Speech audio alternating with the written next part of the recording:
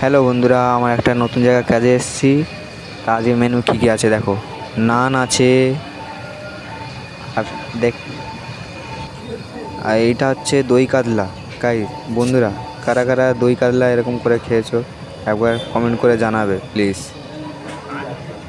দই কাতলার পর নেক্সট কী আছে দেখাচ্ছি, দাঁড়াও। তারপর আছে আমের চাটনি। এরকম আমের ছাল সমেত আমের চাটনি কারা কারা করেছো একবার কমেন্ট করে জানাবে, আর যারা করোনি একবার করে দেখো, খুব ভালো। আর এটা হচ্ছে চিকেন দু পেঁয়াজা। চিকেন দু পেঁয়াজার নাম কারা কারা শুনেছে একবার কমেন্ট করে জানাবে। আর এটা হচ্ছে ফ্রাইড রাইস। ফ্রাইড রাইস তো প্রত্যেকটা লোকেরা জানো ফ্রাইড রাইস জিনিসটা কী।